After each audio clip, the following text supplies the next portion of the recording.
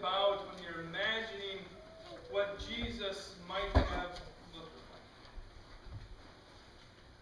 This is an artist's rendition of what he believed would have been a rather common-looking man who lived about the time of Jesus in Palestine, in the Middle East. This is a picture or an image of what perhaps Jesus looked like. Hi, sweetie. How are you? Thanks.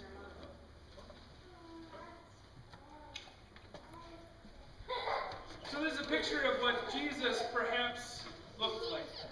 Picture of a modern or of a Jew living in Palestine about the time of Jesus. How do you picture Jesus? I like this picture. This is kind of fun. Maybe I've shown it to you before. I don't remember. But this is. In fact, when I saved this file to my computer, it's saved as Buddy Jesus. This is a picture of Jesus as a buddy, right? This is a picture of Jesus who's saying to you, Ross, hey man, way to go. You got it. You're doing all right today. I'm glad you're here. This is a picture of Jesus as a buddy. I wonder, how do you image Jesus? This is a picture of a Byzantine icon of Jesus.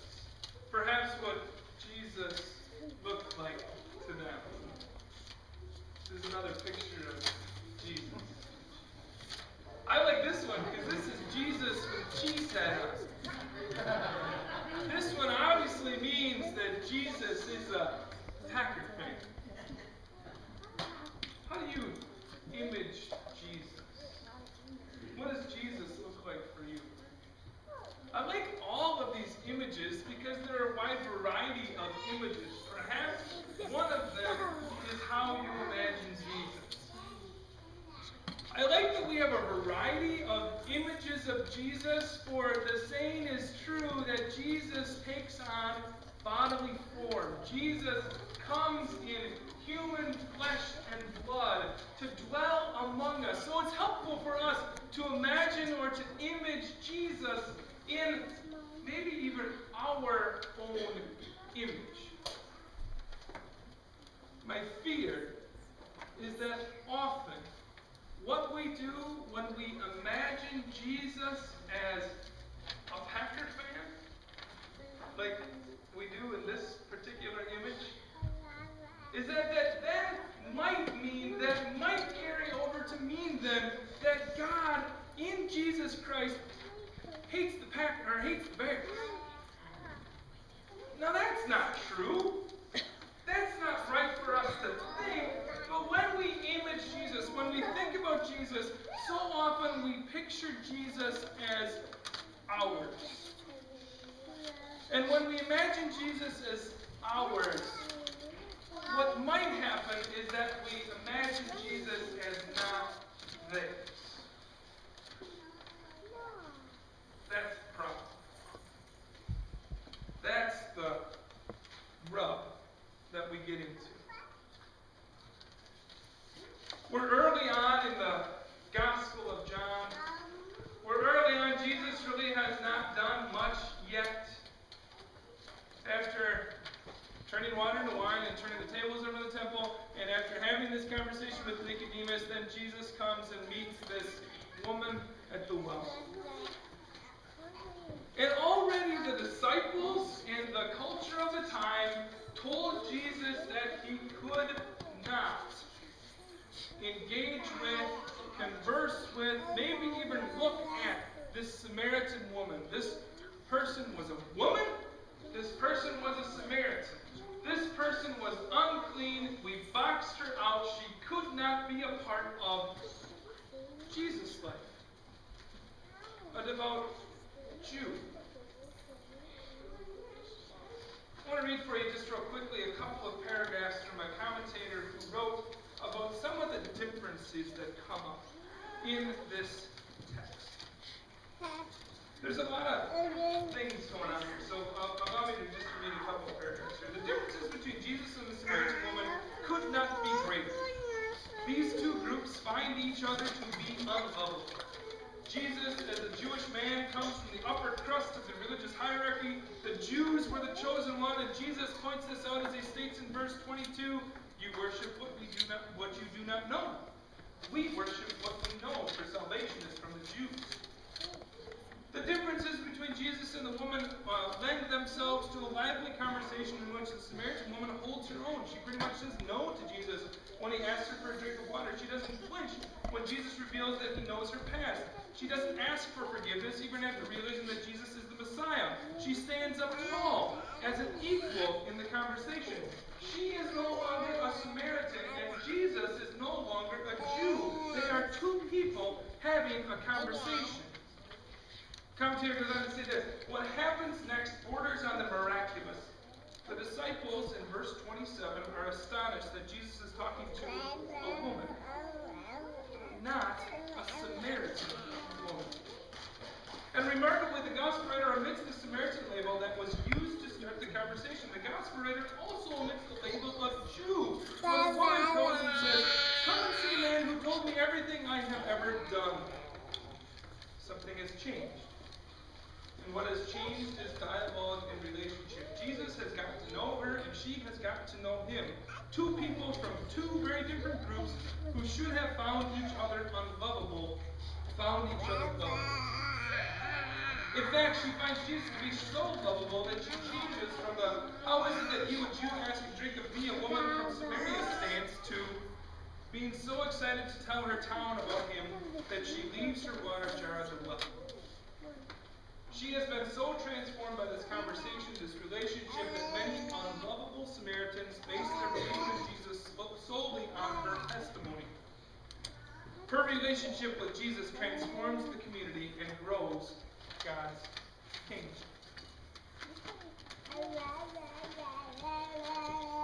Jews don't get along with Samaritans. They find each other to be unlovable.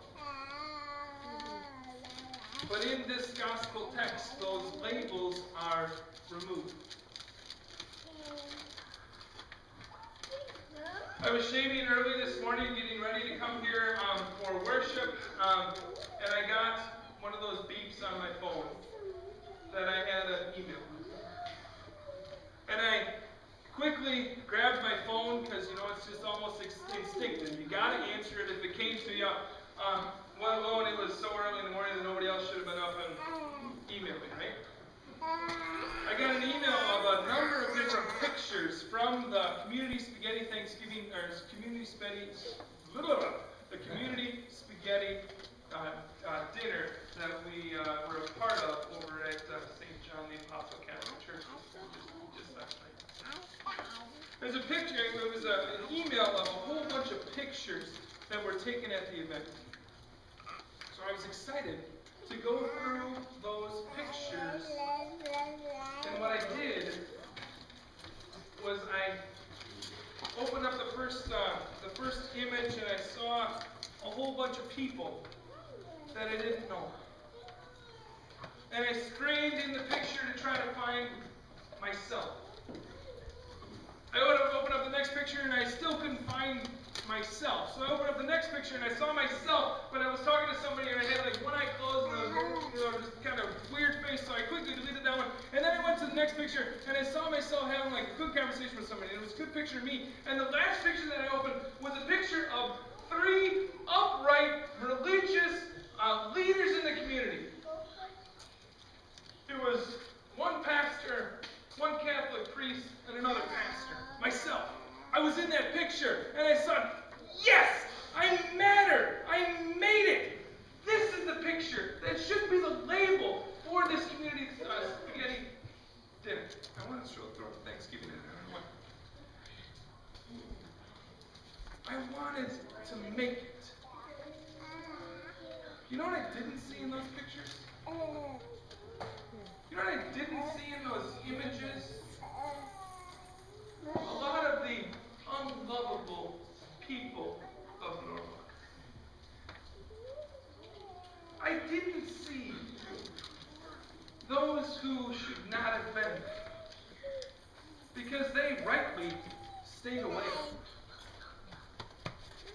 I'm so proud, I'm so pleased of our efforts that we put together, that we were able to raise almost $1,200 for the Community Emergency Fund. But those whom we label unlovable, they weren't there. The people that mattered, the people that were important, me, I made the picture. Who are the unlovable groups in Norwalk? Who are those people that either don't matter or maybe we think shouldn't matter? I'm going to offend somebody, but hopefully I offend all of you.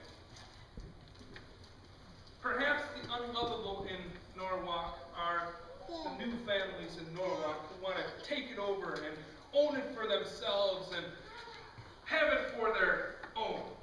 Perhaps they are the unlovable of Norwalk. Perhaps the unlovable of Norwalk are the old guard of Norwalk, the people that have lived here forever and they're going to keep it the same no matter what. This is my town, and if you want to live here, you go and you live by my rules. Perhaps they are the unlovable of Norwalk. Perhaps the unlovable of Norwalk are the single mothers. The mothers who have had children outside of wedlock. Perhaps they are the unlovable of Norwalk. Perhaps the unlovable of Norwalk are the blacks or the Jews or the Mexicans, or insert your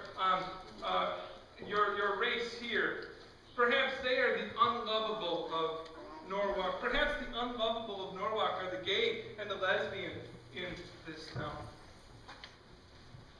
Perhaps the unlovable of Norwalk are the gas station attendants, the garbage men, the paper delivery people who can't really keep a real job, an upstanding job. Perhaps they are the unlovable of this town. Perhaps the unlovable of Norwalk are those that live on that side of town. Perhaps the unlovable of Norwalk are those who live on this side of town.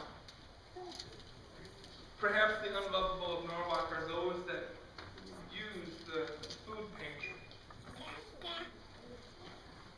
By the way, we're in need of mac and cheese, and canned fruit, and peanut butter and jelly to give to those who are struggling to make ends meet. Perhaps they're the unlovable of this town. Perhaps the unlovable of Norwalk are the women and infants and children who gather here at this place once a month in the WIC program. Perhaps they're the unlovable of Norwalk. Maybe the unlovable of Norwalk are those who come here every Saturday night at 7 o'clock who are addicted to alcohol and other drugs, gathered here for an Alcoholics Anonymous meeting. Perhaps they're the unlovable of Norwalk. Perhaps the unlovable of Norwalk are those who have wronged this church, or those who have been wronged by this church. Perhaps they're the unlovable of Norwalk. And what we do then to those unlovable folks is we put them like all of those Tupperware containers in the back that you should take home. What we do with them is we put them in those Tupperware containers and we label them and we put them off on the shelf and we say, you don't matter, stay in your corner, stay in your drawer, stay in your cupboard, stay where you belong. Jesus says something totally in